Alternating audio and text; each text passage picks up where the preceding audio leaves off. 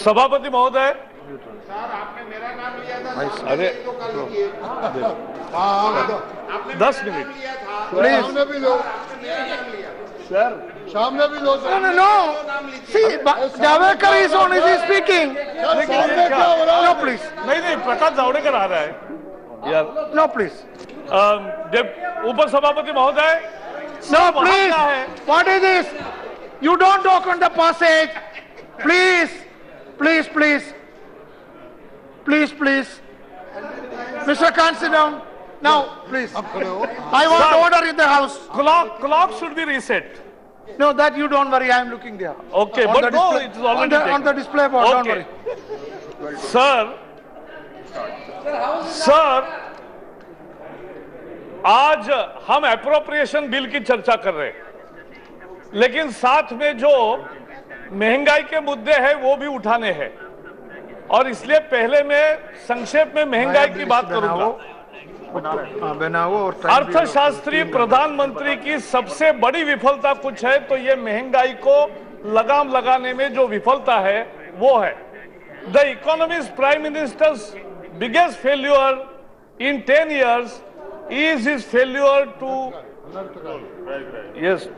arrest the price rise। महंगाई जो हुई है वो कोई प्राकृतिक आपदा नहीं है। उत्तराखंड में जैसे नेचुरल कैलेमिटी आई वैसे तो ये प्राकृतिक आपदा नहीं है, यह आसमानी नहीं, ये सुल्तानी संकट है, और सुल्तान का रोल यहां कांग्रेस और यूपीए कर रही है, यह कांग्रेस का पाप है। उसकी कीमत आम जनता भुगत रही है। जब जब कांग्रेस सरकार में आती है, सत्ता में आती है, महंगाई बढ़ती है, और इसलिए यह आम आदमी के साथ जिसके नाम पर कांग्रेस ने वोट पाया उसके साथ यह विश्वासघात है। सर, क्या होता है आम आदमी का? आम आदमी का असली वेतन घटता है, रियल वेजेस गो डाउन, उसका फैमिली बजट ध्वस्त होता है, उसके जीवन यापन का स्तर गिरता है, एपीएल का आदमी बीपीएल होता है, और कुपोषण बढ़ता है। ये महंगाई के बहुत बुरे परिणाम है, और इसलिए प्राइस राइज ये लोगों पर एक जुल्म है जो कांग्रेस सरकार ने ढोया है। हर बार दुनिया का आंकड़ा हवाला देते हैं कि भाई दुनिया में महंगाई हो रही है।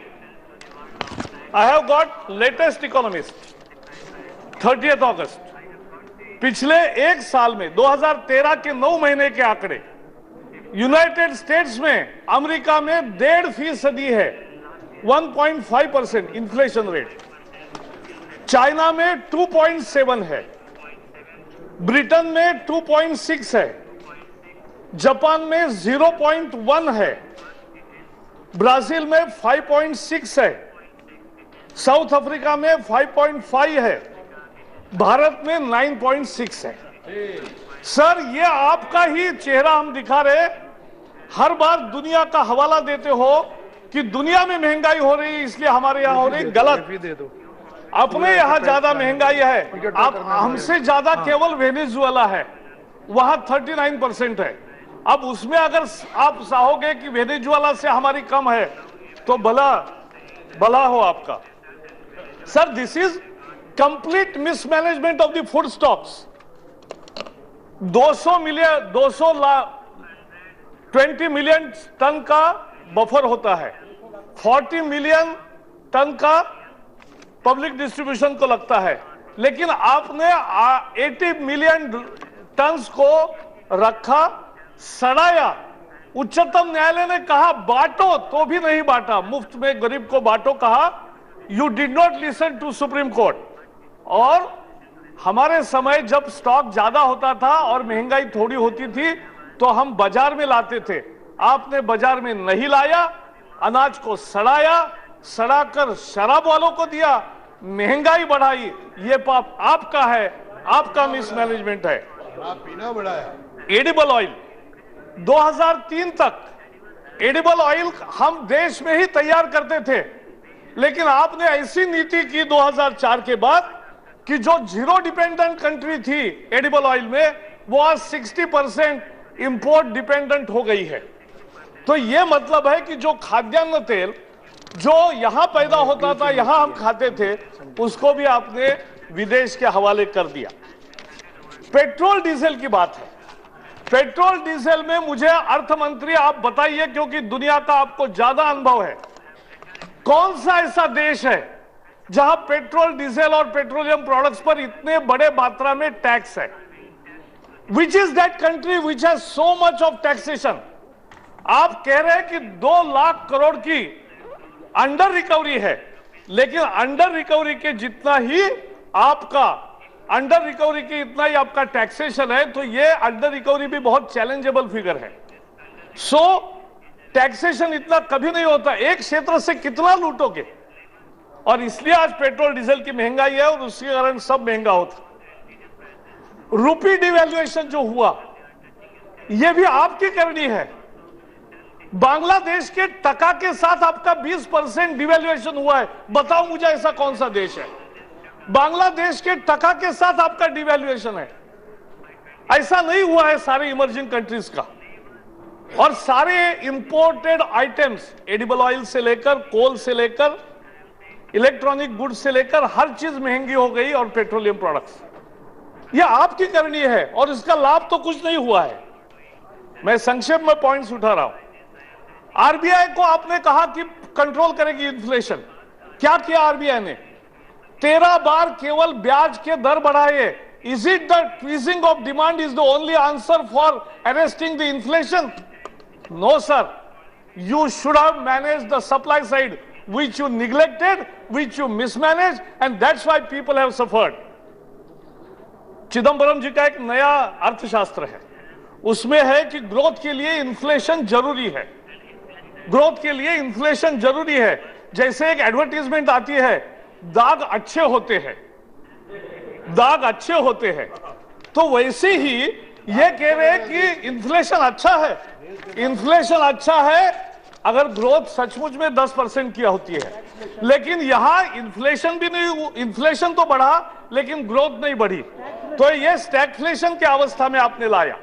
स्पेकुलेशन के बारे में लगातार स्टिग्लिश से लेकर दुनिया भर में कहा जा रहा है कि स्पेकुलेशन को अलाउ मत करो, लेकिन आपने किया, इसेंशियल कमोडिटीज में भी किया। और इसकी चर्चा सर 10 बार सदन में हुई, सरकार सुनने को तैयार नहीं है। आज मैं उपाय भी बताऊंगा। क्या करते थे एनडीए के समय में? हर 15 दिन में ग्रुप ऑफ मिनिस्टर्स 100 आइटम्स को, 100 आर्टिकल्स, चीजें जो है मुख्य जनता को लगती है, उसके प्राइस मूवमेंट को देखता था। हर फोर्टनाइटली रिव्यू करते थे, हर फोर्टनाइटली उपाय भी करते थे। आप नहीं कर रही है, एकदम लास्ट में जागते हो, तब तक नहीं जागते। मैन्युफैक्चरिंग को स्ट्रांग बनाना था, जो आपने नहीं किया। एक नरेंद्र मोदी के अध्यक्षता में आपने कमेटी बनाई, प्रधानमंत्री ने, गुजरात के मुख्यमंत्री नरेंद्र मोदी के अध्यक्षता में महंगाई को कैसा सामना करें। नरेंद्र मोदी कमेटी ने उपाय सुझाए कि फ्यूचर्स को बंद करो, प्राइस स्टेबलाइजेशन फंड क्रिएट करो, एग्रीकल्चर मैनेजमेंट में सुधार लाओ, प्रायोरिटी लैंडिंग बढ़ाओ, लेकिन आपने कुछ नहीं किया। आपने कुछ नहीं किया। आपके उपाय क्या है? मंदिरों से सोना लो, सोना वहां भेजो। दूसरा उपाय क्या है? पेट्रोल पंप रात को बंद रखो। ऐसी महंगाई थोड़ी कम होगी। मुझे कभी कभी हंसी आती है कि यह सरकार है या दिशाहीन एक जहाज भटक रहा है और लोग उसके लिए भुगत रहे हैं। यह महंगाई का पाप आपका है। सर, मैं आना चाहता हूं आप अपने एप्रोप्रिएशन बिल के चर्चा में।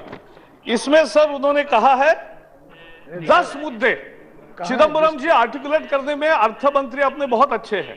उन्होंने कहा control fiscal deficit, arrest current account deficit, manage external debts, revive investment cycle, quicken public sector enterprise, capitalise PSU bank, reap the benefit of monsoon, encourage the manufacturing, encourage exports, and resolve the impasse on coal and mining and iron.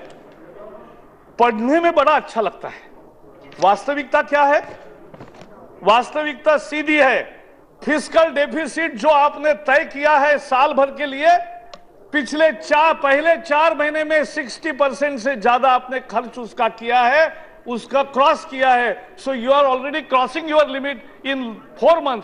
ये तो जो साल भर की figure है ये 6 महीने में खत्म करोगे, तो कहां फिस्कल डेफिसिट अरेस्ट होगा? और इसमें आप कम क्या करोगे? कैपिटल एक्सपेंडिचर कम करोगे। कैपिटल एक्सपेंडिचर कम करोगे, फिर इंफ्रास्ट्रक्चर नहीं आएगा, फिर रोजगार नहीं बढ़ेगा, फिर गरीबी बढ़ती है। तो कैपिटल एक्सपेंडिचर को कम मत करो, आपके जो बेफजूल खर्चे हैं उसको कंट्रोल करो, वो कंट्रोल नहीं कर रहे हो आप। और वही मैं बता रहा हूं, आप क्या कर रहे हैं आज? सर, परसों यूरिया इंडस्ट्री की एडवर्टीजमेंट आई कि यूरिया इस साल नहीं मिलेगा, क्लोजर के कगार पर है क्योंकि सरकार सब्सिडी नहीं दे रही। मतलब क्या? आप जो देना चाहिए खर्चा वो नहीं कर रहे, पोस्टपोनिंग द एक्सपेंडिचर। ऑयल कंपनियों का भी बैलेंस शीट यही कह रहा है, खाद के कंपनियों का, फर्टिलाइजर कंपनियों का भी यही कह रहे हैं, और एफसीआई का बैलेंस शीट भी यही दिखा रहा है कि सरकार ने जो उनको देना चाहिए नहीं दे रही है। So despite postponing the expenditure, you have involve huge fiscal deficit in the first 4 months of the current year. So यह आपका परफॉर्मेंस है। आपने कहा अरेस्ट करेंगे करंट अकाउंट डेफिसिट को, कैसे करेंगे? You are arresting the current account deficit और managing it by borrowing. Is it the way to arrest the current account deficit? You are making liability a virtue, you are making virtue out of liability. ये तो nobody has seen such kind of economics. You said you are managing the external debts. Sir, NDA ने जब छोड़ा था सत्ता, आपको दी थी $100 billion का था एक्सटर्नल डेट, आज $400 बिलियन का हो गया। और इसीलिए 4 बिलियन का शॉर्ट टर्म केवल था, आज आपने कहां ले गए? और इसलिए 100 बिलियन का अगर शॉर्ट टर्म होगा वो आप कैसे बोरोइंग से फाइनेंस करोगे? और इसलिए हम कहना चाहते हैं कि आखिर आप आईएमएफ के पास जाओगे नहीं, सॉवरेन बॉन्ड के बारे में कहोगे कि हम ऑल ऑप्शंस आर ओपन, लेकिन कुछ घोषणा नहीं करोगे, तो कैसे विश्वास पैदा होगा अर्थव्यवस्था में, आपकी नीति में? हम कहना चाहते हैं स्पष्ट करो आपकी दिशा, देश को बेइज्जत मत करो। आपने कहा रिवाइव इन्वेस्टमेंट साइकिल, ये क्या हो गया? पिछले 9 साल लकवा मार गया, इन्वेस्टमेंट के निर्णय नहीं किए, और अब पिछले 6 महीने से ऐसा हाइपर एक्टिव हुए हैं, हर सप्ताह इन्वेस्टमेंट के निर्णय ले रहे, लेकिन उसके भी सारे डेडलाइन फेल हो रहे। No investment decisions which you have made on a fast track have materialised because there is no follow up action. तो ये कहना आसान है कि revive investment cycle, but you have failed to do so. You have failed because of your own style of functioning, government style of functioning. You said quicken public sector enterprise. Quicken public sector enterprise, वो नहीं हो रहा है ना। अब आप public sector को करो कि ईसीबी बाहर से लो, बाकी करो काम, लेकिन उनको जो देना चाहिए वो नहीं दे रहे हैं, और स्कूटर्स इंडिया वगैरह जैसे में आप इन्वेस्ट करोगे, ये कोई उसको पब्लिक सेक्टर एंटरप्राइज को क्विकन करने का उपाय नहीं है। आपने कहा कैपिटलाइज करेंगे पीएसयू बैंक्स को। सर, कैपिटलाइज करोगे अगर, एनपीए जिस तरह से बढ़ रहे हैं, तो ये कैपिटल करके भी क्या होगा? जो बैंकिंग को जानता है, मोर देन 2,50,000 करोड़ का अगर एनपीए की तरफ हम बढ़ रहे हैं, तो it's a warning signal. You must take it on war footing, and you are not doing that, and that's why capitalisation is a very inadequate programme. What you are saying is again reap the benefit of the monsoon. 9 साल में 2 और 2.5%, 3% से आपका agriculture rate नहीं, growth rate बढ़ रहा है। अचानक इस मानसून से कैसे होगा? अभी सारे उत्तर प्रदेश, बिहार, बंगाल और सब ईस्टर्न स्टेट्स आर सेइंग कि बहुत बाढ़ के कारण क्रॉप की हानि हुई है और इसलिए उनको दूसरा सामना करेगा, तो पिछले साल जितना उत्पादन होगा कि नहीं, यह भी एक समस्या होगी। आप झूठी आशा मत दिखाओ। अगर इरिगेशन में आपने कितना इन्वेस्टमेंट किया 9 साल में? कुछ नहीं किया। अगर इन्वेस्टमेंट इरिगेशन में होती तो आपने प्रोडक्टिविटी में इन्वेस्टमेंट की होती, वो भी नहीं किया आपने। आज इन्वेस्टमेंट हमने एग्रीकल्चर में की तो मध्य प्रदेश में एग्रीकल्चर का रेट 18% हो गया। अगर गुजरात ने लगातार 11 साल 10% से ज्यादा अगर एग्रीकल्चर ग्रोथ किया है तो that has contributed to the whole national average which is still 3% of not 4% even. So हमारे राज्यों ने अच्छा परफॉर्म किया, दूसरे भी कुछ राज्य होंगे उनके सहारे तो ये आंकड़ा बता रहे हैं, लेकिन वो बहुत डिसमल है, ये मुझे कहना चाहिए। लास्ट 2 मिनट्स, एनकरेज मैन्युफैक्चरिंग, ये आप कह रहे हैं, लेकिन ACZ को आप रियल एस्टेट में बदल रहे हो। कैसे बढ़ेगा एक्सपोर्ट, कैसे बढ़ेगा मैन्युफैक्चरिंग सेक्टर? आपका मैन्युफैक्चरिंग पॉलिसी जो आनंद शर्मा के विभाग ने तैयार की वो कहां है? धरे के धरे रह गई है। Where is that fast track development corridor, goods corridor? कुछ नहीं है। Linkages to ACZs and therefore export competitiveness all forgotten, not happening, sir, and that's your failure. You are saying encourage export. क्या रुपये के डिवैल्यूएशन से export बढ़ेंगे? Sir, export दुनिया में तभी बढ़ते हैं जब कंट्री इनोवेट करती है। अपने देश में पेनिट्रेशन हुआ टेलीफोन का, मैंने एक हिसाब जुटाया, 300 करोड़ से ज्यादा हैंडसेट पिछले 20 साल में इस देश ने खरीद किए हैं। 300 करोड़ से ज्यादा हैंडसेट, और 3 हैंडसेट भी हमने नहीं बनाए हैं। क्या आपकी पॉलिसी है? 300 करोड़ में एक भी हम नहीं बनाते क्योंकि हमने मैन्युफैक्चरिंग को, उसको इनोवेशन को ध्यान नहीं दिया है। यह फेल्योर है। एक्सपोर्ट कैसे होगा? डिवैल्यूएशन करके एक्सपोर्ट बढ़ता है, यह पुरानी कहावत है, यह सच नहीं है। माय लास्ट पॉइंट, आपने कहा है resolve impasse on coal and mining. Sir, coal और माइनिंग का इंपैस किसने तैयार किया? अब आप रिजॉल्व करने की बात कर रहे हो। ये it's your baby, it's your, yes I am concluding, it's sir your पाप। और इसलिए हम ये कह रहे हैं who did the mess? You did the mess.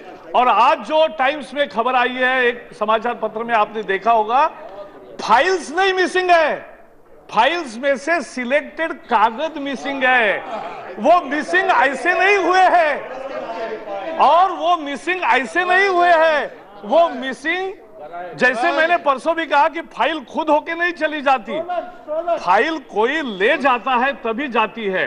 और इसलिए आज जो देश की आर्थिक हालत है, जो लोगों को भुगतना पड़ रहा है, उसके कारण ये पाप आपका है, आपको स्वीकार करना पड़ेगा और आपको जाना पड़ेगा। बहुत बहुत धन्यवाद।